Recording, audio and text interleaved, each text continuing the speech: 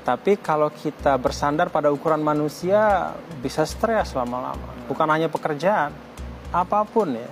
Yang namanya manusia kan selalu relatif ya. Sesuka hati, lagi senang sama kita dia puji, lagi sebel dia cela. Jadi kalau kita menggantungkan diri pada penilaian manusia, kita akan kesulitan sendiri.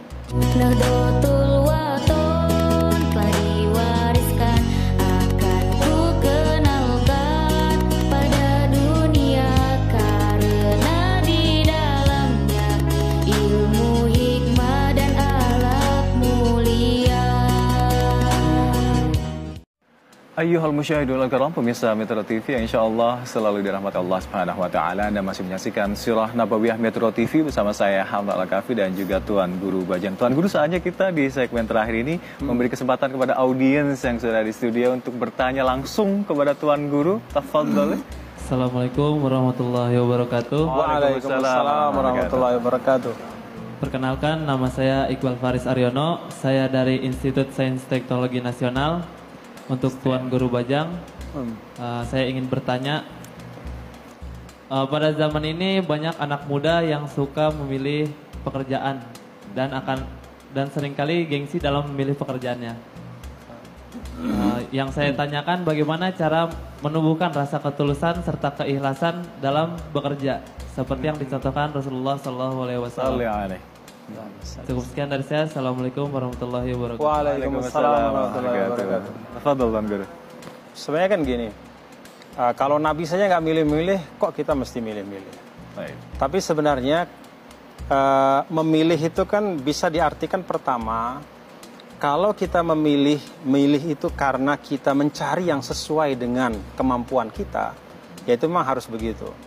Jadi kita jangan mengerjakan sesuatu yang memang kita tahu persis kita nggak mampu. Ya. Kalau sesuatu yang kita bisa pelajari, nggak apa-apa. Sesuatu yang kita ahli dalamnya, lebih bagus lagi. Tapi memilih dalam arti gengsi, nah itu sesuatu yang tidak baik. Kalau ditanya, gimana sih caranya supaya kita nggak gengsi? Ya? Pertama, yakinkan betul pada diri kita bahwa ukuran dari kemuliaan sesuatu itu letaknya pada bagaimana sesuatu itu di sisi Allah. Jadi sesuatu yang halal, ya, dia tidak pernah hina. Walaupun sebagian manusia memandang remeh. Sesuatu yang halal tidak pernah hina. Tidak ya? pernah hina. Di mata Allah. Iya. Tidak pernah hina. Hakikatnya juga dia tidak pernah hina. Menyapu jalan misalnya. Baik. Menjadi asisten rumah tangga. Halal. Dia tidak pernah hina.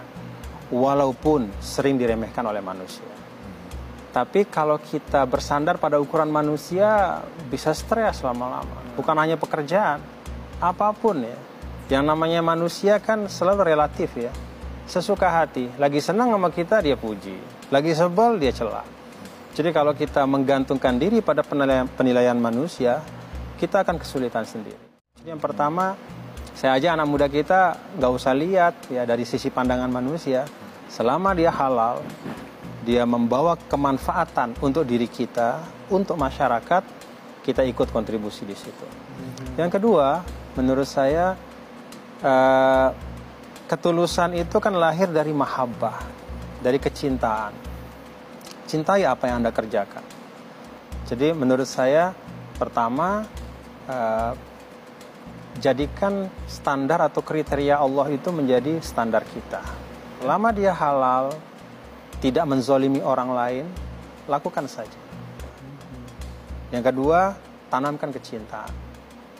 Dan yang ketiga, kalau bicara khusus anak muda, saya mengajak anak-anak muda ya, termasuk Iqbal tadi, untuk menyadari bahwa hari ini kita itu tidak persis sama dengan besok. Hari ini adalah proses untuk yang berikutnya. Jadi apa yang kita lakukan sekarang itu adalah fondasi untuk masa depan kita. Jadi kita kerjakan apa saja yang bermanfaat, nanti Allah akan mengatur. Insya Allah ada pembelajaran yang bisa dipetik dari hal-hal yang itu tadi. Contoh sederhana, saya baca biografi Obama. Dia menjadi pekerja sosial kok. Jadi dia membersihkan lingkungan, ikut bersama-sama dengan anak muda. Dan Allah takdirkan sekian puluh tahun kemudian dia menjadi presiden. Jadi menjadi pemimpin besok hari itu ditentukan juga dari ketulusan kita mengerjakan apapun yang baik pada masa muda kita. Ya, pemirsa dan juga Iqbal tadi semoga bisa memetik apa yang diutarakan oleh Tuan Guru Bajang tentang mencintai pekerjaan dan juga jangan pilih-pilih. Jika itu baik di mata Allah, udah nggak usah pikirin penilaian di mata manusia semacam itu ya Tuan Guru. Tuan Guru, di ujung segmen kita singkat saja, ibroh apa yang bisa kita petik dari pengembalaan seorang Rasulullah SAW bila kita tarik dalam kehidupan kekinian kita? Afadhal. Membentuk diri kita itu bahan-bahannya lengkap di sekitar kita. Kita tidak hanya belajar dari manusia, kita belajar dari semua yang Allah ciptakan. Itu sebabnya banyak sekali episode Rasul itu beliau itu selalu berinteraksi dengan manusia yang lain, dengan hewan, dengan alam di sekitar beliau. Nah, saya pikir kita beruntung di Indonesia, punya alam yang demikian indah, punya keragaman yang luar biasa.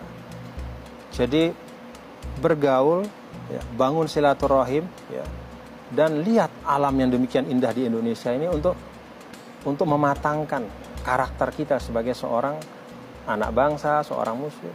Sebagaimana Rasulullah SAW juga beliau dimatangkan karakternya oleh Allah, yaitu dengan proses-proses bersosialisasi yang luar biasa pada saat itu, termasuk dengan menggembala kambing. Jadi kita beruntung ya, dan saya pikir tidak banyak tempat di dunia ini yang diberikan demikian banyak bahan pembelajaran seperti Indonesia. Baik. Semoga kita semua yang tinggal di Indonesia, khususnya sebagai Muslim di Indonesia, harus selalu senantiasa belajar dari apapun, dari siapapun.